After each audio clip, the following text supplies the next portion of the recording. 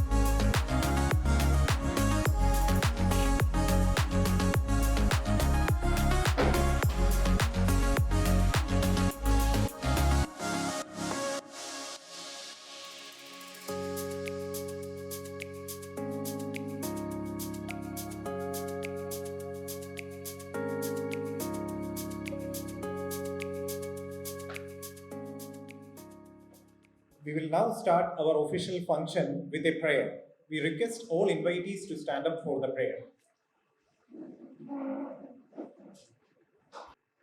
നന്മരൂപിയായ ദൈവമേ നിനക്കു വന്ദനം സ്നേഹരൂപിയായ ദൈവമേ നിനക്കു വന്ദനം ബുദ്ധിയും വിശുദ്ധിയും സ്വഭാവശുദ്ധിയും ഭവഭക്തിയും വിവേകവും തരേണമേ ദയാനിധേ ബുദ്ധിയും വിശുദ്ധിയും സ്വഭാവശുദ്ധിയും ഭവഭക്തിയും വിവേകവും തരേണമേ ദയാനിധേ നന്മരൂപിയായ ദൈവമേ നിനക്കു വന്ദനം സ്നേഹരൂപിയായ ദൈവമേ നിനക്കു വന്ദനം നിനക്കു വന്ദനം നിനക്കു വന്ദനം.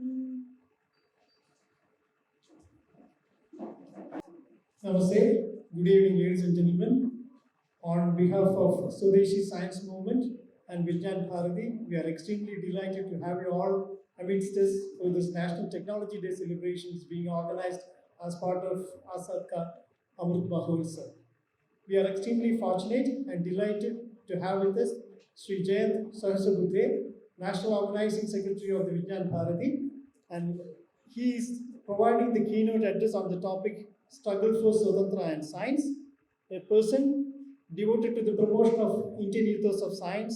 Jayanti has been spearheading the Indian National Science Movement as part of the activities of the Vijnana Bharati. On behalf of the organizing committee, I extend a very warm welcome to Sri.Jayant Sahasrabudhe for this function.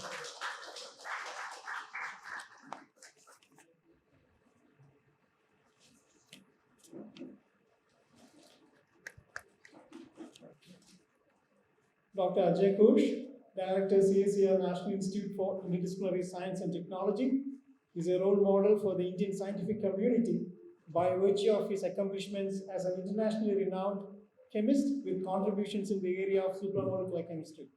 On behalf of Vijnana Bharati and Swadeshi Science Movement, we are extremely delighted to welcome Dr. Ajay Ghosh for this function.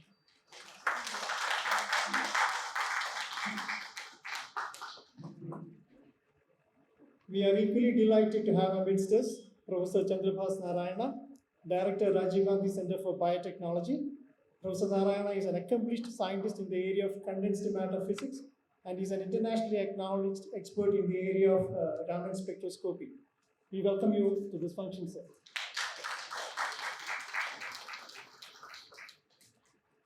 In absentia, we were also expecting Dr. Jyoti Ray, Director for National Center for Health Science and Studies. Unfortunately, due to a personal emergency, he couldn't be here at this time. On behalf of the organizing committee, I extend a warm thankfulness to Professor Ray for accepting our invitation, though he couldn't make it today. Dr. V.N. Sanjeevan, President, Swadeshi Science Movement, was former director at the Center for Marine Living Sources and Ecology, Ministry of Health Sciences.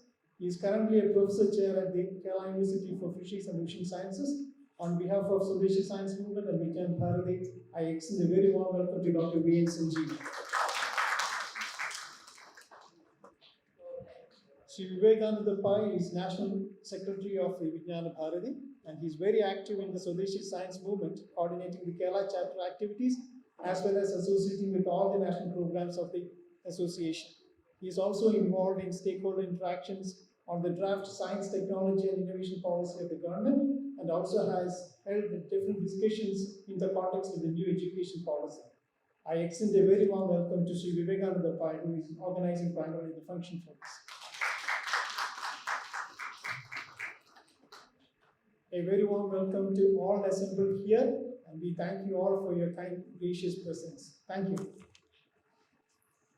ഇന്ന് മുഖ്യ പ്രഭാഷണത്തിനായിട്ട് ഇവിടെ എത്തിയിട്ടുള്ള ശ്രീ ജയന്ത് സഹസ്രബുദ്ധേജി, അതുപോലെ തന്നെ സ്വദേശി ശാസ്ത്ര പ്രസ്ഥാനത്തിൻ്റെ അധ്യക്ഷൻ ആദരണീയനായ ഡോക്ടർ വി.എൻ. സഞ്ജീവൻ സർ,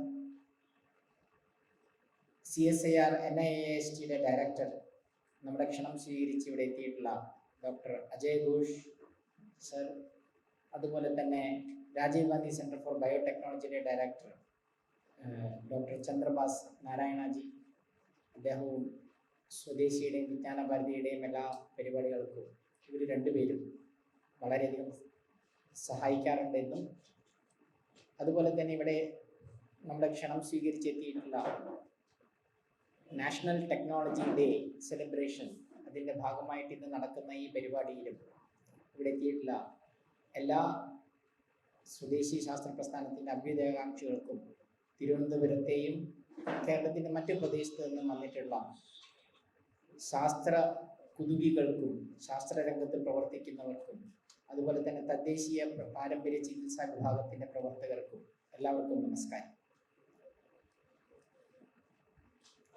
ഇന്നത്തെ ഈ മുഖ്യ പ്രഭാഷണത്തിൻ്റെ വിഷയം നമ്മൾ ആസാദി കാ അമൃത് മഹോത്സവ് 75ാം വാർഷികം ആഘോഷിക്കുന്ന പശ്ചാത്തലത്തിൽ ഭാരതത്തിൻ്റെ സ്വാതന്ത്ര്യ സമരവും അതിൽ ശാസ്ത്രരംഗത്ത് ഉള്ളവർ ശാസ്ത്രരംഗം വഹിച്ച പങ്കും, ഈ ഒരു വിഷയത്തെക്കുറിച്ചിട്ട് കഴിഞ്ഞ ഒരു വർഷമായിട്ട് വിജ്ഞാന ഭാരതി വിവിധ വേദികളിൽ അതുപോലെ തന്നെ നിരവധി പ്രഭാഷണങ്ങൾ ഓൺലൈനായിട്ട് അതുപോലെ നിരവധി പ്രസിദ്ധീകരണങ്ങളിലൂടെ ഈ ഒരു വിഷയത്തെ നമ്മുടെ മനസ്സുകളിൽ എത്തിക്കാനുള്ള ഒരു ശ്രമം നടത്തിക്കൊണ്ടിരിക്കുകയാണ്. ഇതിനെക്കുറിച്ച് പറയുന്ന സമയത്ത് ഓർമ്മ വരുന്നത് തന്മാത്ര എന്നുള്ളൊരു സിനിമ നമ്മളിൽ മിക്കവാറും എല്ലാവരും കണ്ടിട്ടുണ്ടാവും. വളരെ മനോഹരമായിട്ട് മോഹൻലാൽ അഭിനയിച്ച ആ സിനിമയുടെ ഒരു പ്രധാന പശ്ചാത്തലം എന്നുള്ളത് അൾഷിമേഴ്സ് ഡിസീസ് ബാധിച്ച മോഹൻലാലിൻ്റെ ആ ഒരു രൂപഭാവങ്ങളാണ്. ഈ ഒരു വ്യക്തിക്ക് അൾഷിമേഴ്സ് ബാധിക്കുമ്പോൾ എന്ത് സംഭവിക്കുന്നു എന്നുള്ളത് തന്മാത്രയിൽ കൂടെ നമ്മൾ കാണുന്നുണ്ടെങ്കിൽ, ഒരു സമൂഹത്തിന് അതുപോലെ തന്നെ ഒരു രാഷ്ട്രത്തിന് മൊത്തമായിട്ട് അൾഷിമേഴ്സ് ഡിസീസ് ബാധിച്ചാൽ എന്ത് സംഭവിക്കും എന്നുള്ളതിൻ്റെ ഒരു ചെറിയ കാഴ്ച നമ്മൾ കാണുന്നില്ലേ എന്നുള്ളത് ജയന്ത്ജിയുടെ പ്രഭാഷണം കേട്ട് കഴിയുമ്പോഴേക്കും നമ്മളെല്ലാവരും ചിന്തിക്കും എന്നെനിക്ക് ഉറപ്പാണ്. കാരണം ഈ വിഷയം പല സ്ഥലങ്ങളിലും ജയന്തറാവു അവതരിപ്പിച്ചിട്ടുണ്ട്. അവിടങ്ങളിലെല്ലാം വളരെയധികം ശാസ്ത്രരംഗത്ത് തന്നെ വളരെ മുതിർന്ന പലരും പോലും ഈ ഒരു രീതിയിൽ നമ്മളിതിനെ കണ്ടിട്ടില്ല, എത്രമാത്രം ഒരു സമൂഹത്തിനെ ആത്മവിസ്മൃതിയിലേക്ക് താഴ്ത്താൻ ഒരു വിദേശ ഭരണകൂടത്തിന് സാധിക്കും എന്നുള്ളതിൻ്റെ വളരെ നേർക്കാഴ്ച നമുക്ക് ഈ പ്രഭാഷണത്തിലൂടെ കേൾക്കാൻ സാധിക്കും. ഇതിൽ നിന്ന് നമ്മൾ ഈ പ്രഭാഷണം കേട്ട് ഇതിനെക്കുറിച്ച് വ്യാകുലപ്പെട്ട് പോകുന്നത് കൊണ്ട് യാതൊരു പ്രയോജനവുമില്ല.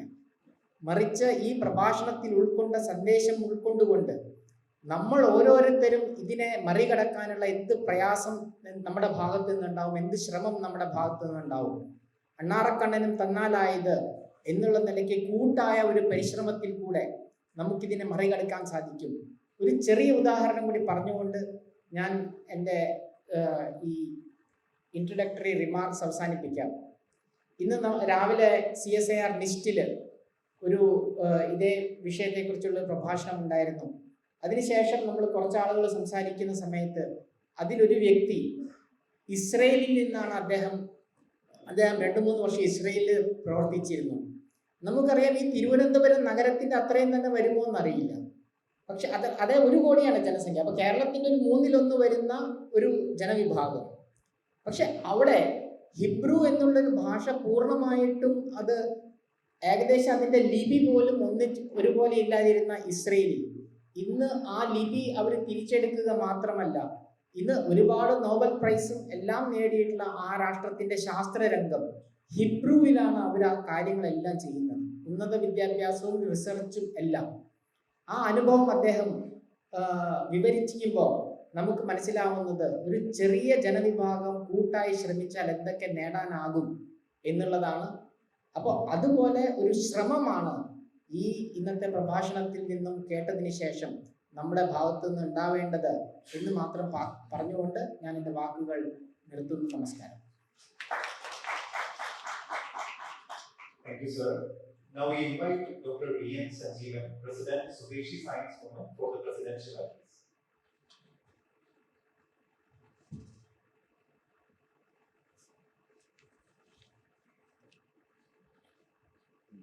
आदरणीय जयंत जी, National Organizing Secretary of Vijnana Bharati, Dr. Ajay Ghosh, who is the Director of NIST, Professor Chandrahas Narayanan, Director RGCB, Dr. Harish, Sri Vivekananda Kumar, friends and colleagues. The Swadeshi Science Movement, which I represent here, is extremely happy to be a part of today's National Technology Day celebrations. As we all know, Technology Day is celebrated on this day every year, just to commemorate our success in the nuclear explosion in Pokhran way back in 1998. And this year's Technology Day assumes more significance in the light of the fact that this is falling amidst our celebrations sponsored by Government of India, the Azadi Ka Amrit Mahotsav. And accordingly, this year's Technology Day is very important for us. This Azadi Ka Amrit Mahotsav is not actually speaking a celebration, but it's a direction for us to recapitulate on our freedom struggle, our achievements in the last 75 years, both in science, technology, and every sphere of life. Then to conceptualize ideas and translate those ideas into actions so that the India of future can progress to an Atmanirbhar Bharat, which the Prime Minister of India envisages. And the science and technology has a lot of contributions to make in this field, and I hope all of you will be a part of this progression which is being planned.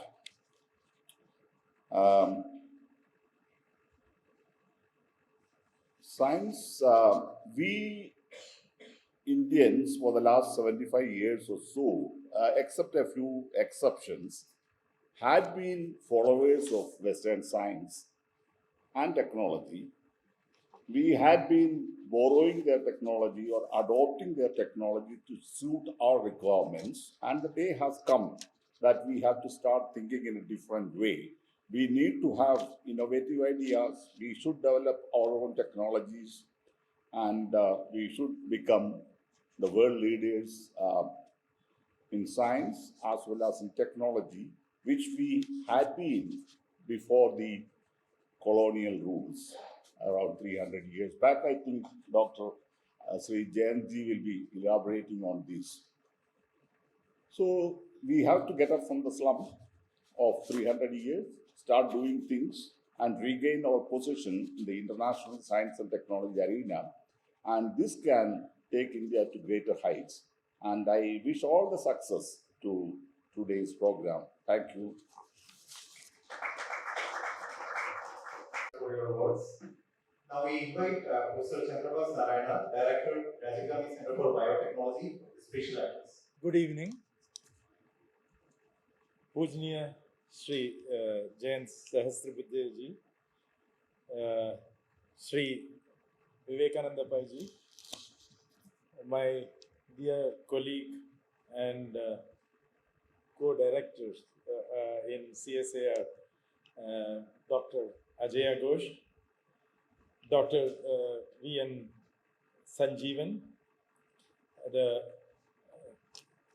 very eminent people in the audience, as well as students and ladies and gentlemen. It's indeed a privilege for me to be here in this August gathering and being permitted to speak. In fact, I represent the biotechnology innovations and technology development in the country. So I feel that I'm representing them when I'm speaking to you. In the past 2 years, we have been only hearing that we have been suffering because of pandemic. The pandemic has actually caused a lot of difficulties for people. Economy has actually got affected. But what we have not seen silently happening, which probably is like what Sri.Jayant Sahasrabudhe ji is going to tell us, is kind of a freedom struggle today. We were way behind in our biotechnology. I am happy to say that India has, in these 2 years, significantly improved its biotechnology. The results of this is going to be seen in the coming years. I am remembering 2005, when similar thing happened in India. There was a movement for nanotechnology. We were way behind in nanotechnology. In 2005, there was a big initiative the Indian scientists took. And if Dr. Ajaya Ghosh would also agree with me that that changed not just nanotechnology, it changed the science in India. Today, if India is reaching number 4 or number 3 in the world in science, then it is because of this silent revolution which happened in India. Most of us are not able to fathom the amount of investment which has gone into science and the kind of change in the research in India has happened. So coming back to the biotechnology era, you can see today, post-pandemic, we have more than 95 unicorns companies which have come up. This wouldn't have been possible but for the COVID, which we blame for our economy or blame for our problems in these 2 years. When we say unicorn, it is a huge jump in startups. This means employment, this means new science, this means new ways of doing things. But here I want to remind all of you that we always have been looking at technology, innovation, with respect to money, economy. We are lacking in our technology. We are not able to do our developments because we are not looking at our fundamental growth. We do not have a base in technology. We lack technology on which we build up the higher technology. If we want to go back and develop this, we have to go away from the interest in developing money to pride. Today, if we want to develop ourselves into a technology hub or a manufacturing hub, we should start at the way lower level. We even today import many of our lower equipments, and that is what we need to actually develop, which will not give you money, but it will give you the pride of developing our own technology and being leading from the front and defeating the developed countries' monopoly on various technology. So this is what we need to actually look at in this year of Azadi Ka Amrit Mahotsav. So I feel that all of us should be looking at developing the lowest level of the technology which is missing in India. An example of that is even today we do not make our own chips. We do not have a chip manufacturing unit, which is the base for any electronic items we want to do. We come out with a huge technological development in electronics, but we can't even make a chip. That is the level at which I'm talking about, and that's what is missing in biotechnology. That is what is missing in any of the areas we are actually developing. We are actually doing very well at the highest level. So today, we need to actually look at that area, which may not get you money, but that if you develop is when we actually go forward to become a superpower in our own technological developments. This is something which I want all of you to take home, look around, see how we can contribute to developing technology and becoming Atmanirbhar. With that, I conclude my speech. Thank you very much for this opportunity. Thank you, Swadeshi Science Movement, for giving me this opportunity. Thank you, sir, for your inspiring words. Now we cordially invite Dr. A. Ajay Ghosh, Director, CSIR, National Institute for Interdisciplinary Science and Technology, for the special address.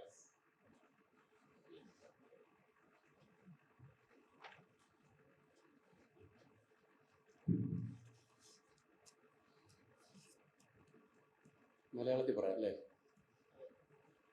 ജയൻജി, with your permission, I will speak in Malayalam. Yes, that's fine.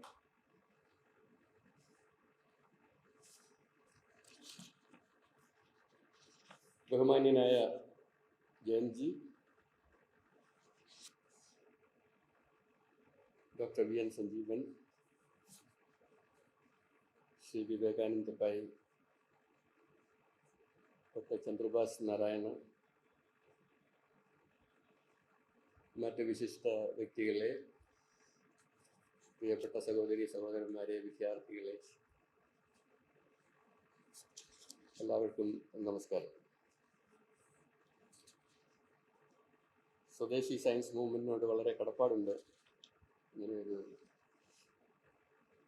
സുന്ദരമായ ഒരു പരിപാടിയിൽ പങ്കെടുക്കാൻ സാധിച്ചതിന്. വാസ്തവത്തിൽ എൻ്റെ ഈ ചെറിയ പ്രഭാഷണത്തിനല്ല, ഈ സംസാരത്തിന് വലിയ പ്രസക്തി ഉണ്ടെന്ന് തോന്നുന്നില്ല. ഇന്ന് ഈ ചടങ്ങിൽ നമ്മളെല്ലാവരും സഹസ്രബുദ്ധേജിയെ കേൾക്കാൻ വേണ്ടിയിട്ട് കാതോർത്തിരിക്കുകയാണ്. Jayanji, what I was telling is that my short speech has no relevance now. It is your day. So ഇന്ന് ഞങ്ങളുടെ ഇൻസ്റ്റിറ്റ്യൂട്ടിലെ ഈ ടെക്നോളജി ഡേ സെലിബ്രേഷനുമായിട്ട് ബന്ധപ്പെട്ട് ജയൻജി ഒരു പ്രഭാഷണം നടത്തിയിട്ടുണ്ടായി. അതും ഇതുപോലെ തന്നെ ഇവിടെ ഇന്ന് അദ്ദേഹം സംസാരിക്കാൻ പോകുന്ന വിഷയം തന്നെ ആയിരുന്നു. അദ്ദേഹം ഇവിടെയും ഒരുപക്ഷെ അതുമായിട്ട് ബന്ധപ്പെട്ട ഒരു പ്രഭാഷണമായിരിക്കും ഉദ്ദേശിക്കുന്നത്. എന്തു തന്നെയായാലും നമ്മൾക്കൊക്കെ അറിയാം, നമ്മുടെ ഈ മഹത്തായ ഭാരതം ആഘോഷങ്ങളുടെ നാടാണ്, ഉത്സവങ്ങളുടെ നാടാണ്. നമ്മൾ എന്തും ആഘോഷിക്കുക എന്നുള്ളത് നമ്മുടെ സംസ്കാരത്തിൻ്റെ ഒരു ഭാഗമാണ്. ശാസ്ത്രവും സാങ്കേതിക വിദ്യകളും ഒന്നും വ്യത്യസ്തമല്ല. അത് നമ്മുടെ ഒരു ലെഗസിയാണ്. മഹത്തായ ഒരു പാരമ്പര്യമുള്ള ഒരു നാടാണ് നമ്മുടേത്. അതിലൊക്കെ അഭിമാനം കൊള്ളുന്നവരാണ്. സ്വാതന്ത്ര്യം നേടാൻ വേണ്ടി നമ്മുടെ പൂർവികർ ഒരുപാട് കഷ്ടപ്പെട്ടു. ഇപ്പോൾ നമ്മൾ 75-ാം വർഷത്തിൽ എത്തി നിൽക്കുന്നു. നമ്മളത് ഭംഗിയായി ആഘോഷിച്ചു കൊണ്ടിരിക്കുന്നു. അതുമായിട്ടൊക്കെ ബന്ധപ്പെട്ട് നമ്മുടെ നാട്ടിലും ഓഫീസുകളിലും മറ്റ് ഇടങ്ങളിലുമെല്ലാം വിവിധ തരം പരിപാടികൾ നമ്മൾ സംഘടിപ്പിക്കുന്നു. പൊതുജനങ്ങൾക്ക് സ്വാതന്ത്ര്യ സമരത്തിൻ്റെയും ശാസ്ത്ര സാങ്കേതിക വിദ്യകളുടെയും അടിസ്ഥാന വിദ്യാഭ്യാസത്തിൻ്റെയും ഒക്കെ ആവശ്യകത അതാത് വിഷയങ്ങൾ അറിവുള്ളവർ പറഞ്ഞു കൊടുക്കുന്നു. ഇതെല്ലാം നാടിൻ്റെ പുരോഗതിയുടെ ഭാഗമാണ്. പുരോഗതിയിലേക്ക് നയിക്കുന്നതിനുള്ള ചില എന്താ പറയുക ചില ചില ചില എന്താ പറയുക, മലയാളം ശരിക്കും ഘടകങ്ങളാണ്. ഇതാണ് ഞങ്ങളുടെ ഒരു കുഴപ്പമേ. കൂടുതലും ഈ ഇംഗ്ലീഷിലാണ് കാര്യങ്ങൾ പറയുന്നത്. അപ്പം ഞാൻ മനഃപൂർവ്വം പറയുകയാണ്, കാര്യം ഇതുപോലുള്ള അവസരങ്ങൾ വളരെ ചുരുക്കമായിട്ട് കിട്ടാറുണ്ട്. അപ്പം ഇങ്ങനെ പറഞ്ഞു വേണം. ഈ ശാസ്ത്രജ്ഞന്മാരുടെ ഒരു കുഴപ്പം അതാണ്, സാധാരണക്കാരുടെ ഈ ശാസ്ത്രം എത്തിക്കാൻ ഇംഗ്ലീഷിലും അല്ലെങ്കിൽ മലയാളത്തിലൊന്നും പറഞ്ഞിട്ടില്ല. അതിന് പ്രത്യേക ഒരു ഭാഷ തന്നെ ഉണ്ട്. ആ ഭാഷയിൽ പറഞ്ഞാൽ ഈ ശാസ്ത്രത്തിൻ്റെ ഗുണങ്ങളും ദോഷങ്ങളും അതിന് രാജ്യത്തിൻ്റെ സാമ്പത്തിക എന്താ പറയുക ഉന്നമനത്തിനും സാംസ്കാരികമായ വളർച്ചയ്ക്കുമൊക്കെ എന്താണ് ഇത് ചെയ്യുന്നതെന്ന് സാധാരണക്കാർക്ക് പറഞ്ഞു കൊടുക്കണമെങ്കിൽ അതിനൊരു പ്രത്യേക ഭാഷ തന്നെ വേണം. അത് ഈ സാധാരണ എന്നെപ്പോഴും ശാസ്ത്രജ്ഞർക്ക് അറിയില്ല. അതുകൊണ്ടാണ് ഈ സാധാരണ ജനങ്ങൾക്ക് ഈ ശാസ്ത്രത്തിൻ്റെ എന്താ പറയുക പ്രാധാന്യം സാധാരണ ജനങ്ങളിലേക്ക് എത്താത്തത്. അതുകൊണ്ടാണ് ശാസ്ത്രത്തിൻ്റെ എല്ലാ നല്ല വശങ്ങളും ഒരു വശത്ത് നമ്മൾ ആസ്വദിക്കുകയും അതിൻ്റെ എല്ലാ എന്താ പറയുക ഗുണങ്ങളും ഒക്കെ നമ്മൾ എന്താ പറയുക ദിനംതോറും അനുഭവിക്കുകയും ഒക്കെ ചെയ്യുന്നുണ്ടെങ്കിലും ശാസ്ത്രം എത്രത്തോളം ഒരു രാഷ്ട്ര പുരോഗതിയെ സ്വാധീനിക്കുന്നു എന്നുള്ളത് സാധാരണക്കാരനറിയില്ല. അത് അവർക്ക് അറിയേണ്ട ആവശ്യവുമില്ല. ഒരു കണക്കിന് പറഞ്ഞാൽ എന്തിനാ ഞാനൊരു ഗുളിക വാങ്ങിച്ച് കഴിക്കുന്നു, എൻ്റെ തലവേദന മാറുന്നു. ഞാനൊരു ബൾബിടുന്നു, എനിക്ക് വെളിച്ചം കിട്ടുന്നു. എനിക്ക് സാധാരണക്കാരന് അത്രയും മതി. പക്ഷെ സമൂഹത്തിനൊരു കടമയുണ്ട്. സാധാരണക്കാരന് ശാസ്ത്രത്തിൻ്റെ നല്ല വശങ്ങൾ മനസ്സിലാക്കുകയും ശാസ്ത്രത്തിൻ്റെ പുരോഗതിയാണ് ഒരു രാജ്യത്തിൻ്റെ സാമ്പത്തിക അടിത്തറ എന്നുള്ളതും സാധാരണക്കാരന് മനസ്സിലാക്കി കൊടുക്കണം. അത് ശാസ്ത്ര സമൂഹത്തിൻ്റെ കൂടി ഉത്തരവാദിത്വമാണ്. അങ്ങനെ സാധാരണ ജനങ്ങൾ ശാസ്ത്രത്തിൻ്റെ ആ മഹത്വം മനസ്സിലാക്കുമ്പോഴാണ് ശാസ്ത്രം മൊത്തത്തിൽ അംഗീകരിക്കപ്പെടുകയും ശാസ്ത്രത്തിന് അതിൻ്റെതായ ഒരു എന്താ പറയുക അതിൻ്റെ ആ വില, അതെ പ്രസക്തി, അങ്ങനെ സാധാരണക്കാരൻ ശാസ്ത്രത്തിൻ്റെ പ്രസക്തി മനസ്സിലാക്കുമ്പോഴാണ് നമ്മുടെ നാട്ടിലുള്ള ബുദ്ധിമാന്മാരായ കുട്ടികൾ ശാസ്ത്രത്തിലേക്ക് ആകർഷിക്കപ്പെടുന്നത്. അതെങ്ങനെയാണ്? സാധാരണക്കാർക്ക് ശാസ്ത്രം മനസ്സിലാകുമ്പോൾ എങ്ങനെയാണ് നല്ല കുട്ടികൾ ശാസ്ത്രത്തിലേക്ക് വരുന്നത്? ശാസ്ത്രത്തിൻ്റെ മഹത്വം അറിയാവുന്ന സാധാരണ ജനങ്ങളാണ് ഇവിടുത്തെ മാതാപിതാക്കൾ. അവരവരുടെ കുട്ടികൾ ശാസ്ത്രം പഠിക്കണമെന്ന് ആഗ്രഹിക്കും. എല്ലാവരും അങ്ങ് എഞ്ചിനീയറും ഡോക്ടറും കളക്ടറും ഒക്കെ ആയി കഴിഞ്ഞാൽ പിന്നെ ശാസ്ത്രത്തിന് ആരാണുള്ളത്? ഞാൻ പലപ്പോഴും പലയിടത്തും പറയാറുണ്ട്, ശാസ്ത്രം എന്ന് പറയുന്നത് സാധാരണ ഒരു സംഭവമല്ല. ശാസ്ത്രത്തിന് എന്താ പറയുക, കായിക ബലം പോരാ, ശാസ്ത്രത്തിന് തലച്ചോറും കൂടെ വേണം. അപ്പോൾ കുറച്ച് തലച്ചോറും കായിക ബലവും ഒക്കെ ഉള്ള സന്തുലിതാവസ്ഥയിലുള്ള യുവതലമുറയാണ് ശാസ്ത്രത്തിന് വേണ്ടത്. അങ്ങനെ വരുമ്പോഴേ ശാസ്ത്രം അവിടെ പുരോഗമിക്കും. ഇതിപ്പം എന്നെ പോലുള്ളവരൊക്കെ ശാസ്ത്രത്തിലേക്ക് വന്നതെന്ന് വെച്ചാൽ വേറെ മാർഗമൊന്നും ഇല്ലാതെ ഒരവസരത്തിൽ ഡോക്ടറാവാൻ ആഗ്രഹിച്ചു, ആയില്ല.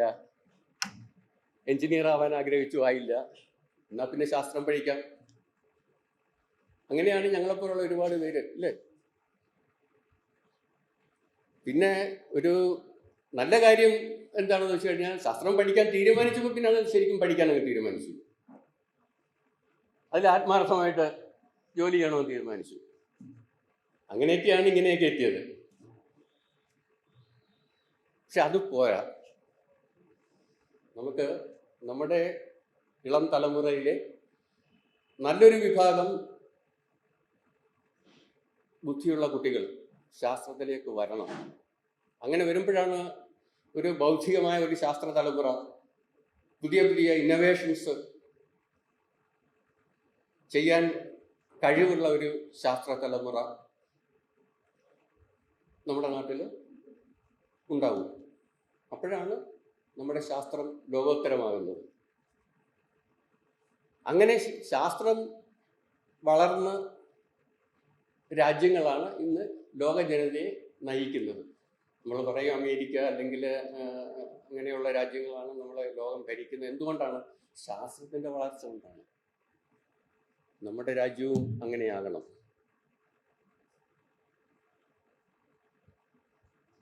നമ്മൾ അടുത്ത ഏതാനും വർഷങ്ങൾക്ക് ശേഷം $5 ട്രില്യൺ സാമ്പത്തിക ശേഷി നേടാൻ വേണ്ടി പോകും. ഇന്ന് ജയന്ത്ജി ഇന്ന് ഞങ്ങളുടെ അവിടെ ഉള്ള പ്രസംഗത്തിൽ ഇതൊക്കെ വളരെ ഭംഗിയായിട്ട് അവതരിപ്പിച്ചു. അപ്പം അങ്ങനെ ഉള്ള ഒരു പുരോഗതിയിലേക്ക് എത്തി നോക്കി നിൽക്കുന്ന നമ്മുടെ ഈ രാജ്യത്ത് ശാസ്ത്രം അതിൻ്റേതായ പ്രാധാന്യത്തോടു കൂടി ശാസ്ത്രം ചെയ്യാനുള്ള ആവശ്യമായ എല്ലാ എന്താ പറയുക ആവശ്യമായ ഈ എന്താ പറയുക എക്സ്പെർട്ടീസ് ആൻഡ് സൗകര്യങ്ങൾ, ശാസ്ത്രം ചെയ്യാൻ വേണ്ട സൗകര്യങ്ങൾ, ഇതൊക്കെ ഉള്ള ഒരു രാജ്യമായിട്ട് വരണം. അതിനുവേണ്ടിയാണ് നമ്മുടെ കേന്ദ്രത്തിലുള്ള സർക്കാരും മറ്റ് സംസ്ഥാന സർക്കാരുകളും ഒക്കെ പല പല പദ്ധതികളും ആവിഷ്കരിച്ച് നടപ്പാക്കുന്നുണ്ട്. ഈ ആഘോഷങ്ങളും ഒക്കെ അതിൻ്റെ ഒരു ഭാഗമാണ്. അല്ലാതെ നമ്മൾ ഇതൊരു ഒരു സാധാരണ ഒരു റിച്വലായിട്ട് നമ്മൾ ഇന്ന് ടെക്നോളജി ദിവസമാണ് എന്നാൽ നമുക്ക് 10 പേർക്ക് കൂടി ഇതൊന്ന് ആഘോഷിച്ച് തീർന്ന് അങ്ങനെയല്ല നമ്മൾ ഉദ്ദേശിക്കുന്നത്. നമ്മൾ ഇവിടുന്ന് കിട്ടുന്ന ഈ ഒരു എക്സ്പീരിയൻസും, അതായത് ഇന്ന് നടക്കുന്ന ഈ ഇൻ്ററാക്ഷനിൽ നമ്മൾ ജയന്ത്ജി എന്താ പറയുന്നതെന്ന് കേൾക്കാൻ വേണ്ടി ഇരിക്കുകയാണ്. അദ്ദേഹം പറയുന്ന കാര്യങ്ങൾ, മറ്റുള്ളവർ പറയുന്ന കാര്യങ്ങൾ, ഇതെല്ലാം ഇത് കഴിഞ്ഞിട്ട് നമ്മൾ കൂട്ടായ പ്രവർത്തനത്തിലൂടെ ഇതിനു വേണ്ടിയിട്ട് ശാസ്ത്ര പുരോഗതിക്ക് വേണ്ടിയിട്ട് നമ്മൾ എന്താ പറയുക ഉപയോഗപ്പെടുത്തണം. അടിസ്ഥാന ശാസ്ത്രം വളരുമ്പോഴാണ് സാങ്കേതിക വിദ്യ ഉണ്ടാകുന്നത്. അല്ലാതെ വെറുതെ ചിലപ്പോൾ ആൾക്കാർ ചോദിക്കും, നിങ്ങൾ ഈ ചെയ്യുന്നതിന് എന്താ പ്രയോജനം? നിങ്ങളൊരു പേപ്പർ പബ്ലിഷ് ചെയ്തില്ലേ, നിങ്ങൾ അത് ചെയ്തില്ലേ, എന്താണ് ഞങ്ങളെ സാധാരണക്കാർക്ക് എന്താണ് പ്രയോജനം? എല്ലാം കൊണ്ടും പ്രയോജനമുണ്ട്. ഈ അടിസ്ഥാന ശാസ്ത്രത്തിൻ്റെ അറിവിൽ നിന്നാണ് നല്ല നല്ല സാങ്കേതിക വിദ്യകൾ ഉണ്ടാകുന്നത്. നല്ല നല്ല സാങ്കേതിക വിദ്യകൾ ഉണ്ടെങ്കിൽ മാത്രമേ നമ്മുടെ വ്യവസായവും അല്ലാത്തതും രാജ്യസുരക്ഷയും നമ്മുടെ ആരോഗ്യവും നമ്മുടെ പരിസ്ഥിതിയും ഒക്കെ നന്നായിരിക്കും. അപ്പം അതിനുവേണ്ടിയുള്ള ശ്രമത്തിലാണ്, അതിനുവേണ്ടിയുള്ള തയ്യാറെടുപ്പുകളാണ് ഇതുപോലുള്ള ചെറിയ ചെറിയ മീറ്റിങ്ങുകളും പരിപാടികളും ഒക്കെ. അപ്പം ഈ പരിപാടി ഇങ്ങനെ സംഘടിപ്പിക്കാൻ സ്വദേശി സയൻസ് മൂവ്മെൻറ്റ് നടത്തുന്ന ഈ എല്ലാ പ്രവർത്തനത്തിനും ഞാൻ എൻ്റെ എല്ലാവിധ സഹകരണവും വാഗ്ദാനം ചെയ്തുകൊണ്ട് നന്ദി അറിയിച്ചുകൊണ്ട് നിർത്തുന്നു. നമസ്കാരം. Thank you, sir, for your inspiring words. Today we are extremely fortunate to have Sri.Jayant Sahasrabudhe, National Organizing Secretary, Vijnana Bharati, with us for the keynote.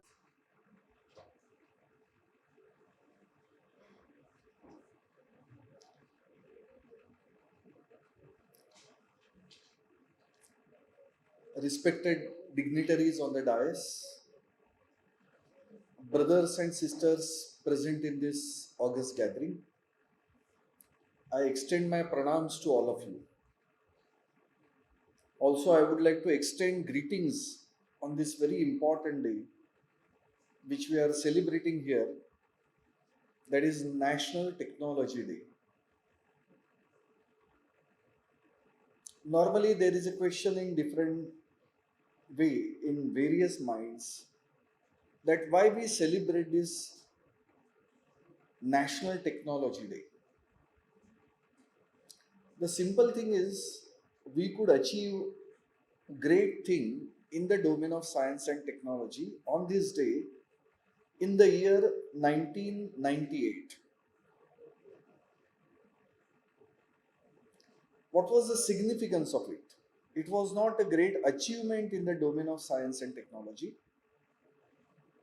but it helped in creating identity for our country in the community of nations. In 2018, Vijnana Bharati organized a national convention at Bengaluru, and one of the heroes of this National Technology Day, Dr. Anil Kakodkar, he was present in the valedictory session of that convention.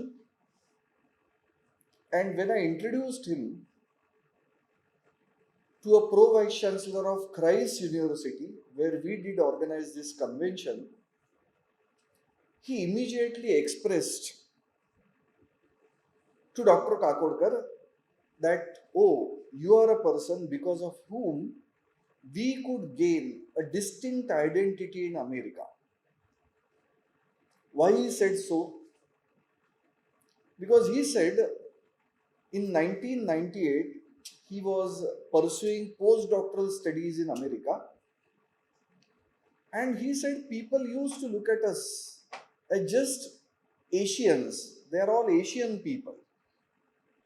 They could never recognize us as Indians. But because of this incidents which took place on 11th of May in the year 1998, everyone in America could understand the great strength of Indian science and technology, and they started respecting all of us as Indians, not as just Asians. So whatever we achieve in the domain of science and technology, that brings great identity to all of us. So this is the significance of this day, and we should celebrate this day with this thing in mind, this thought in mind, that we need to develop science and technology in a very unique manner so that people will identify India as a country with great prowess in the domain of science and technology. Because our country was recognized all over the world since ancient times because of great development and great generation of knowledge by our own people, ancestors, in the domain of science and technology. How people used to recognize us? Einstein once said, we owe a lot to Indians because they have taught us how to count, without which this great development of science would not have been possible. So that was a kind of identity which we used to possess across the globe. And people used to respect Indian knowledge of science across the globe. So that was the identity. But we all know that when people from different parts of the world invaded our country for centuries together, they attacked this very identity of our country. They wanted to erase the identity of India because they were knowing that unless we erase or destroy or demolish the identity of India, India will not surrender before us. Indians will not become slaves to us.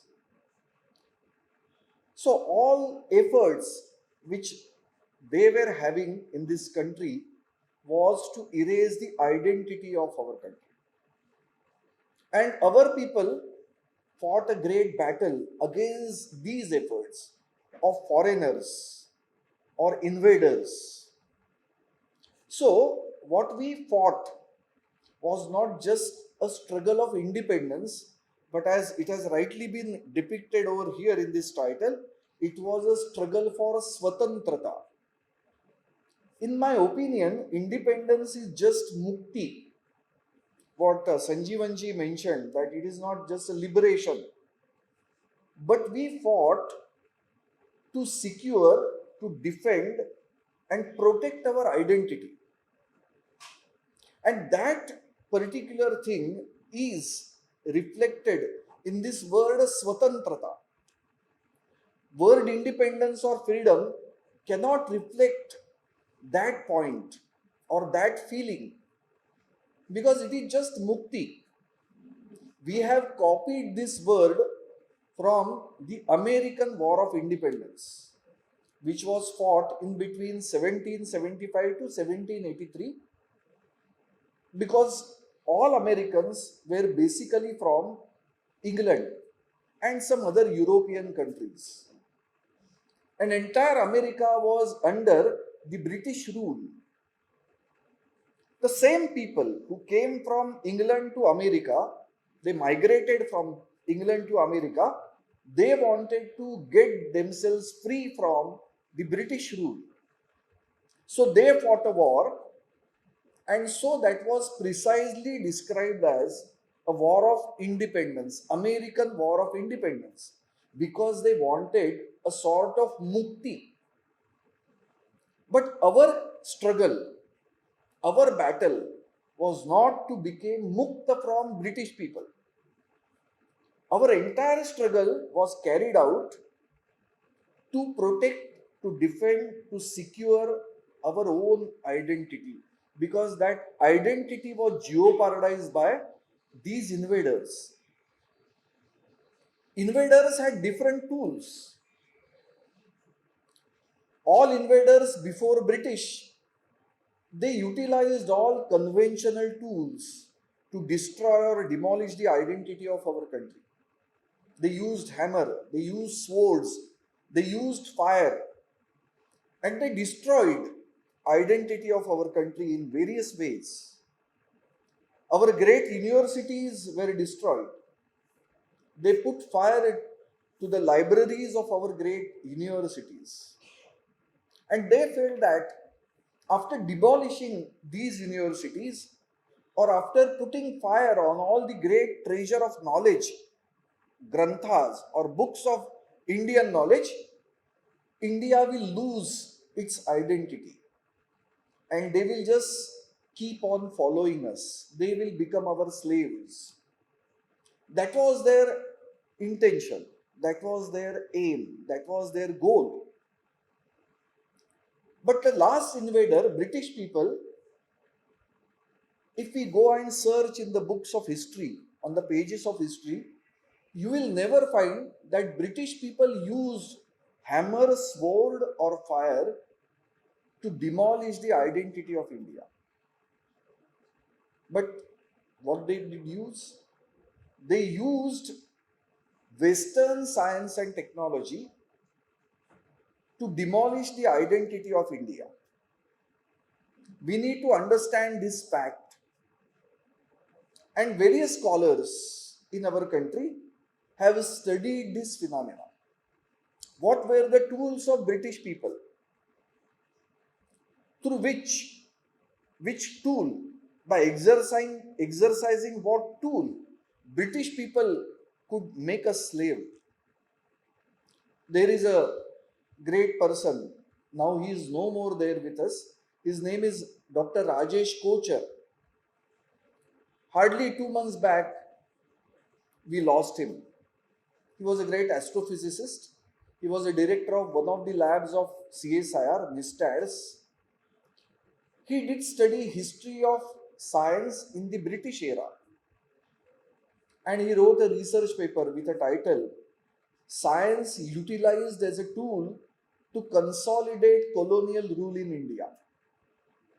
So he has specifically mentioned that how science was utilized or applied as a tool to consolidate colonial rule. And he has given good number of examples. Then there is another scholar, Dr. Ashish Nandi. He also came out with this kind of research work, and one of the titles of his research work is Science as a Reason of State. How British rulers utilized science as a tool to win India.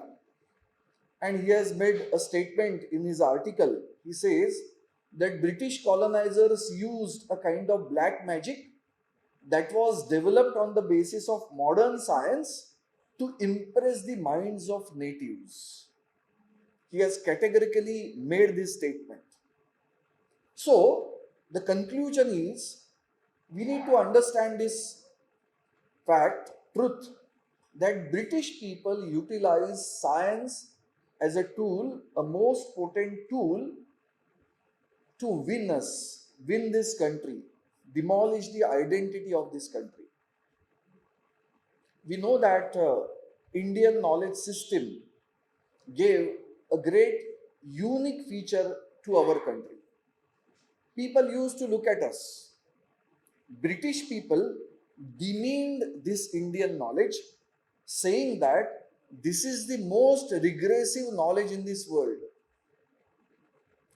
So unless you come out of that, you won't be able to progress in this modern world. So forget Indian knowledge. Whatever you have been with you, that has been with you, and you say that our ancestors have developed this knowledge, but it is a most useless knowledge in this modern era. Bicole made a statement that Sanskrit is barren of useful knowledge. He was indicating, he was trying to put forth a fact that Sanskrit has no knowledge which is useful for the progress of human being. That was his opinion. And he impressed that opinion on the minds of educated Indians. And unfortunately, they followed prey to it. Our own people accepted this, that yes, Indian knowledge has nothing in it which can be used in this modern era of science. So forget that. And we lost one of the great feature of our identity. Another identity was our wealth. So even in this modern era, in last few centuries, European people, they got attracted towards India because of the great wealth which we could achieve through our great efforts, through our knowledge, through our science and technology. And they had a thing in their mind that how to take away that wealth from India. What are the means? So that was a great attraction about our country. Great prosperity of our country, that became an attraction for all those invaders. All other invaders prior to British people, they had very conventional methods to take away that wealth from this country, from this land. But British people utilized modern scientific methods to exploit and plunder wealth of this country. People have studied a lot on this particular aspect, that how people could exploit, British people could exploit great amount of wealth from this country through or exercising scientific tools. British people employed different institutions in our country to study the natural wealth of this country. They established many institutions like great surveys, Survey of India, Geological Survey of India, Botanical Survey of India, Trigonometric Survey of India, and whatnot. What was the goal of these surveys? To understand and to study the natural wealth of this country and how to take it away from this land for the success of their own industries. Because if we chronologically understand the history of our country in last 3 centuries, what we come to know, that first victory of British in this land was in the year 1757. The first industrial revolution took place in 1760, and immediately 7 years after that, British established, East India Company particularly, established an institution which is known as Survey of India in this land. And what was the purpose? Purpose was to study natural wealth of this country. Even they changed the crop pattern of this country, and they could impose many things in different parts of our country. They made farmers slaves, and they said, you need to grow this particular thing over here in this land, because that was utilized as a natural resource for running their industries in a very successful manner. Many such things are there. Because of that, we lost our biodiversity in different parts of our country. They enacted forest laws for what? To usurp the natural wealth of this land. All these acts were for that purpose, because they wanted to remove people staying in that particular area of forest. The first such revolution came from Birsa Munda. We have heard his name. He fought against British because British people wanted to remove these people from that particular area, and they wanted to exploit that forest. For that, they had a new tool, law, Forest Act. FRI was established, Forest Research Institute was established to study the natural wealth of forests. It is not for the benefit of the country. It is not for the benefit of India. All these things were efforts to exploit this country, plunder the natural wealth of this country. And how much they could exploit, how much they could take away from this land. Today, many researchers have come to a conclusion that the amount of wealth which they could steal from this country is around $45 trillion. It is a mind-boggling figure. Today, we are thinking or we are dreaming to make our country an economic power in this world, and our goal is to reach a particular level when or where we can call that our country or our economy has become $5 trillion economy. So what they have looted from this country is 9 times more than what we are expecting today to become. So that is how they have utilized science and technology to exploit this country. But they never thought, or by design, they said that we will not teach science and technology in India. It was by design. It was not out of ignorance. Because they were knowing this fact that if we teach science and technology to Indians, they may cross us. They may surpass all our abilities in the domain of science and technology. They will excel in this domain, and then we will have to follow them. So they never had any plan to teach science and technology in India. That is what they have done in Africa. So even today, Africa is lagging far, far behind than any of the developing countries, because for last several or 2-3 centuries, European countries, those who occupied the territory of Africa, they never had a plan to teach science and technology or mathematics to people of Africa. The same plan was exercised over here. It was our own people who could identify the strength of science and technology and establish our own institutes to educate our own countrymen in the domain of science and technology.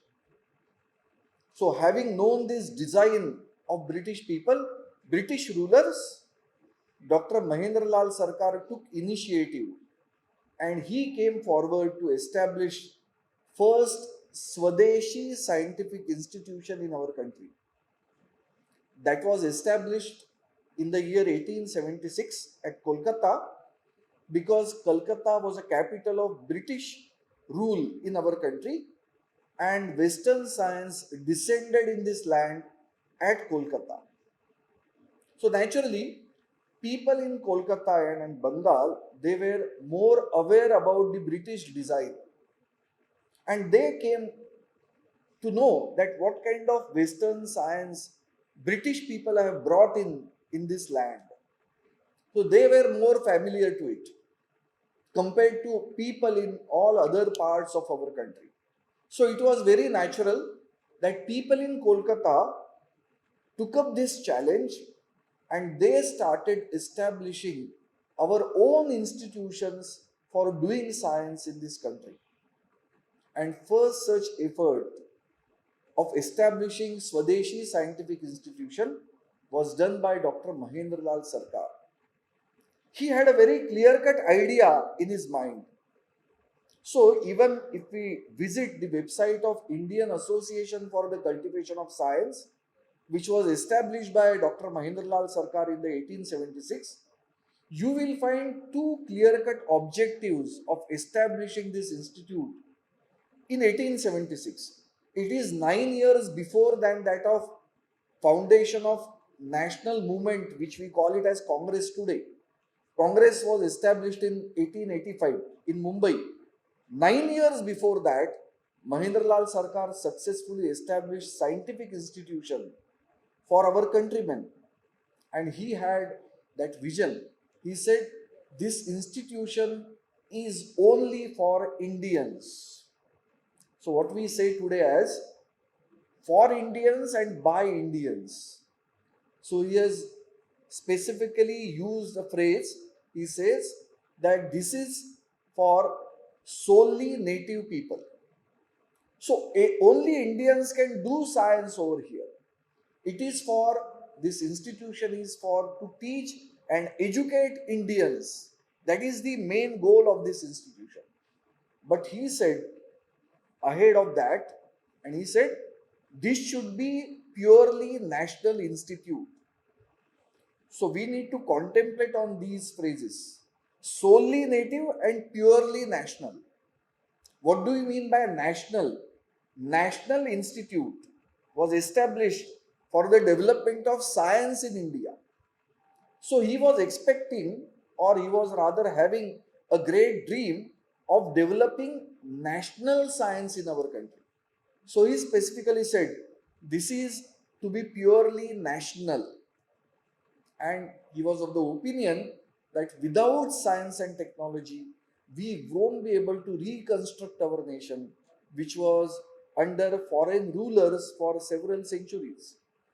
So for him, it was a very clear idea that unless we exercise or apply science and technology, we won't be able to take our country to a greater height. So with this idea, he established this, because otherwise there was no institution in our country in which British people used to teach science and technology. So this was the first institute. And great scientists of our country, they started learning science through this institution. Acharya Jagdish Chandra Basu, Acharya Prafulla Chandra Ray, Satyendranath Basu, Meghnad Saha, and even an Indian who received a Nobel Prize in the domain of science and technology way back in 1930, worked in this institution, because of which he could receive a Nobel Prize. So, the dream of Mahendralal Sarkar was fulfilled because that institute could generate first or few scientific generations of our country. And these are the people who have laid a foundation for the development of science and technology in our country. We are standing on that foundation in this independent India, and we have progressed very well in last 74 years. But we should not forget that the foundation was laid down by these people who were doing all kind of efforts to achieve Swatantrata for our country through science. What kind of efforts were done by these people? It was not just establishing Swadeshi scientific institutions, but there was a great injustice and racial discrimination experienced by these people in those adverse days, because we were under British rule. British people always had, even today, they have a superiority kind of feeling in their mind about their own. They say that whites are superior and all black people are inferior. They could create a theory of races. They said that we are white people and we are superior race in this world. So, God has given us a mandate to occupy all the territories around the world and civilize those people.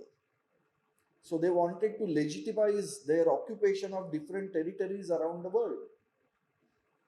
And this was the argument, because whites are superior in the world and they can civilize many people around the world. So, it is a God given mandate to them.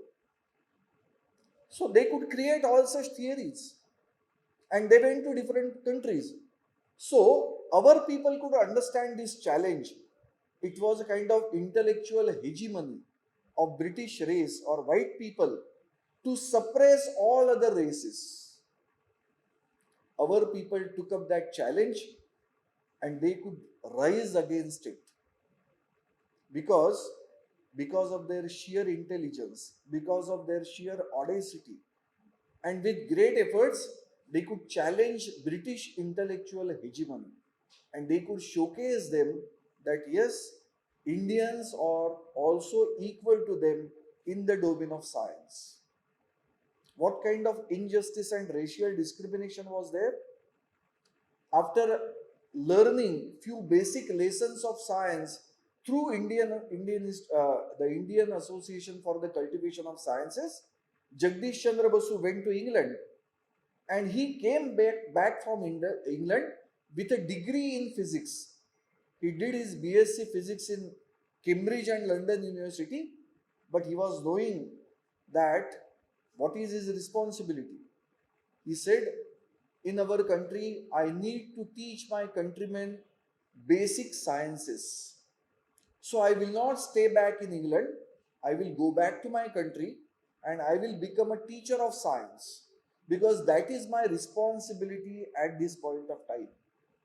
He could recognize his national responsibility.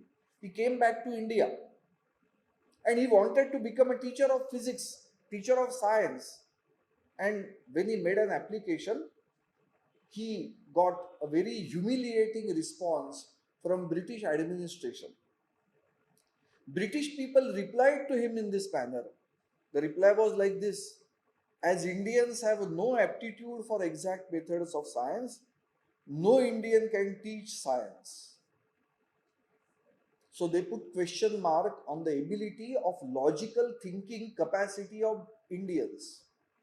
They said that Indians cannot think in a rational manner. Indians have no capacity to think in a very logical way. So they do not have scientific temperament. So that reflected in this answer or reply to Jagdish Chandra Basu's application. As Indians have no aptitude for exact methods of science, no Indian can teach science.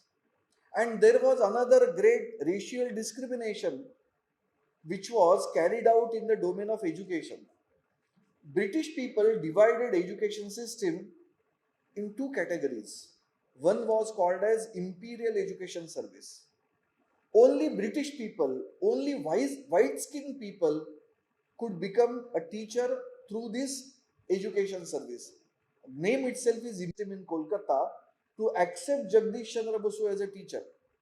So ultimately, British education system accepted Jagdish Chandra Basu with few conditions. They said, okay, because of there is a pressure from upper levels, we will accept you as a teacher of science, but on a temporary basis. And you being an Indian, a black person, you should be a part of this provincial education service, but we will not pay you 300 rupees because we have accepted you as a temporary teacher of science. So your salary will be 100 rupees only. That kind of discrimination was there. It was a sheer injustice. Jagdish Chandra Basu never surrendered before this system which was not giving any kind of justice to him. He said, I will fight against this kind of injustice. And his biographer, Sir Patrick Geddes, he has written great things about this episode, and he has commented that Jagdish Chandra Basu initiated a new form of protest against this sheer injustice and racial discrimination. So what was that kind of nature of that protest?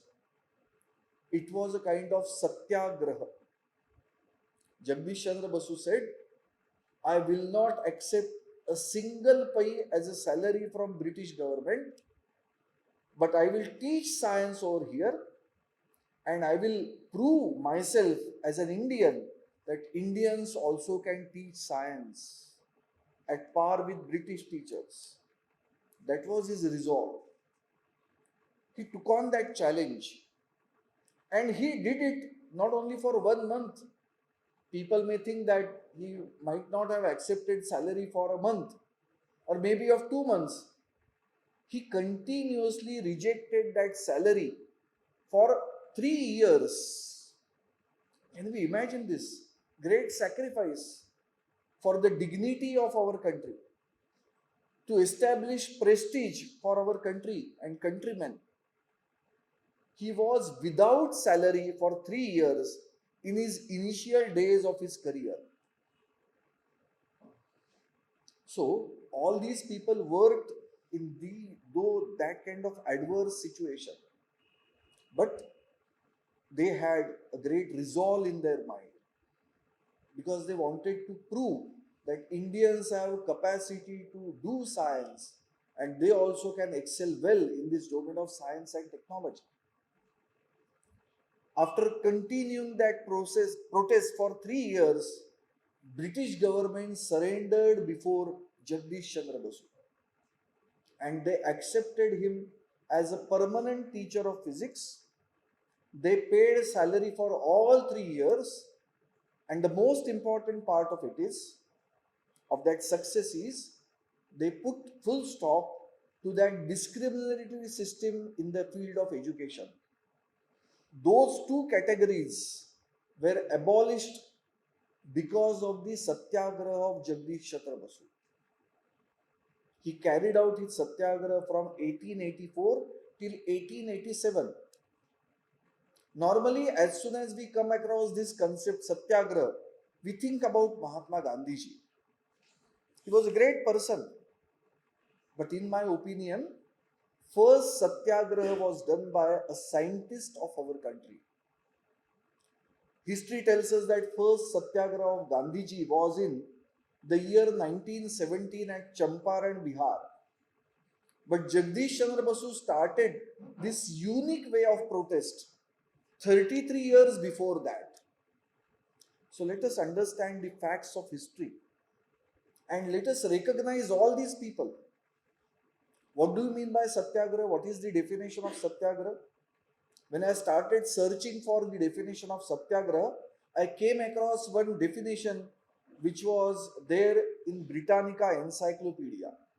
Britannica Encyclopedia says that what is Satyagraha? Satyagraha is a determined non-violent protest or resistance against injustice.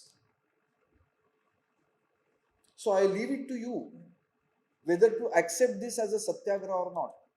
Whether whatever Jagdish Chandra Basu did as a protest fits well with this definition or not. We can think in a very rational manner. In my opinion, this was the first Satyagraha against British rule in our country. So likewise, our own scientists took up this challenge and they fought against the injustice of British rule. And there are many other examples. Jagdish Chandra Basu, his another friend, Acharya Prafulla Chandra Rai, he was also there in England and he studied and did his PhD from Edinburgh University. And he came back to India. After coming over here, he thought of establishing industries in our country on the basis of modern scientific research in his own laboratory. And he started Bengal Chemicals and Pharmaceutical Works, a first Swadeshi industry based on modern science in our country. And his aim was a self-reliant India. And in his lifetime, though he was a teacher, he could establish 37 industries in our country. And half of them were based on traditional scientific knowledge of India, particularly of Ayurveda. He could make use of Rasa Shastra, which is a part of Ayurveda. And based on Rasa Shastra, he could establish modern industries. And he wanted to create a confidence in Indian minds that yes, even in this modern era of industries, we can make use of our traditional scientific knowledge. So traditional scientific knowledge can be used in contemporary ways. He wanted to establish this fact. He never made only use of modern science. And he wrote a great book with a title, The History of Hindu Chemistry. And he has specifically mentioned in the foreword of that book, he said, whenever young minds of India will go through this book, the great strength of India will get awakened in those young minds. So he wrote the history of chemistry in India to awaken young Indian minds. Because while going through this, a great self-confidence will be built in their minds. Without self-confidence, we won't be able to progress further. He was instrumental in providing all kind of knowledge to all our revolutionaries to prepare explosives. Because explosives are part of chemistry. He could pass on that knowledge to all our revolutionaries. So British police of Kolkata, they made a remark in the Gazette and they said, he is a revolutionary in the garb of a scientist. That was a remark by British police about Acharya Prafulla Chandra Rai. So they were integral part of this freedom struggle for Swatantrata. So we need to understand the great contribution of these people. Chandrasekhar Venkatraman, who did receive Nobel Prize, he has been described as a first non-white person to receive Nobel Prize in the domain of science. He was the first non-European, a non-white person to receive Nobel Prize. And while receiving that Nobel Prize, he was having great pain in his mind. He was crying literally over there. And when people did ask him, why you are crying at this great moment of pleasure? He said, because I am such an unfortunate person amongst all these Nobel laureates who have received a Nobel Prize. under the Union Jack. It is not my country's flag. And he dedicated this Nobel Prize to the freedom fighters of this country. We normally appreciate and praise and describe the scientific work of C.V. Raman, but we never tell anyone the patriotic aspect of his life. All the while in his life, he said that how we will be able to achieve self-reliance through science and technology. That was his dream. Many such people were there. They were not only interested in teaching science, doing research work in the domain of science. They were thinking of establishing different industries for self-reliant India. So we need to understand their contribution. Today, we are thinking that our country should become Atmanirbhar. That self-reliance India or self-reliant India we are aiming for. But how can we imagine that without having self-confidence, we will be able to gain that Atmanirbharta or self-reliance? The first condition to achieve self-reliance is creating self-confidence, building self-pride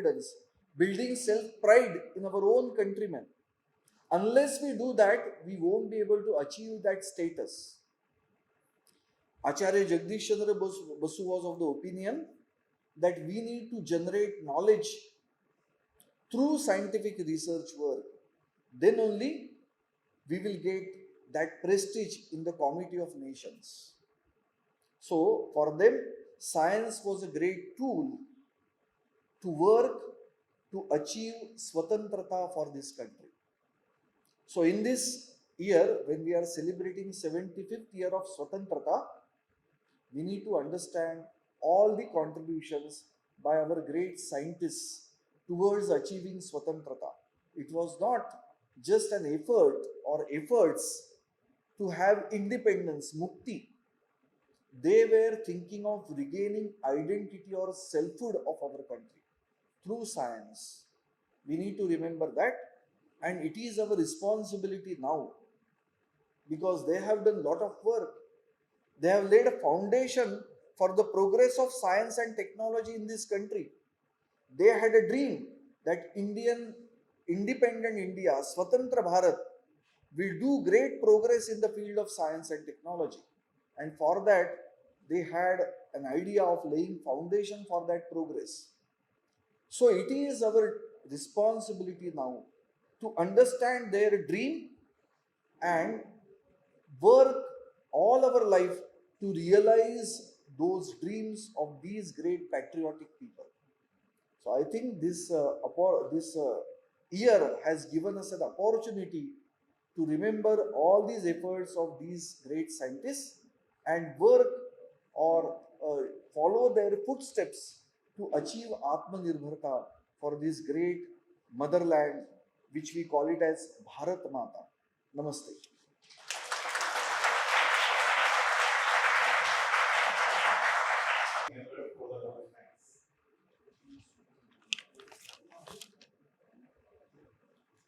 വേദിയിലിരിക്കുന്ന വിശിഷ്ട വ്യക്തികളെ, സദസ്സിലിരിക്കുന്ന സഹോദരി സഹോദരന്മാരെ,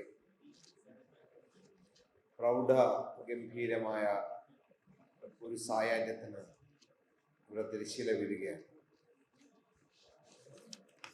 ദേശീയ സാങ്കേതിക വിദ്യാ ദിനത്തോടനുബന്ധിച്ച് വളരെ ഇൻഫോർമേറ്റീവായ ഒത്തിരി പ്രഭാഷണങ്ങളിലൂടെ നമ്മുടെ സായാഹ്നത്തെ സമ്പന്നമാക്കിയ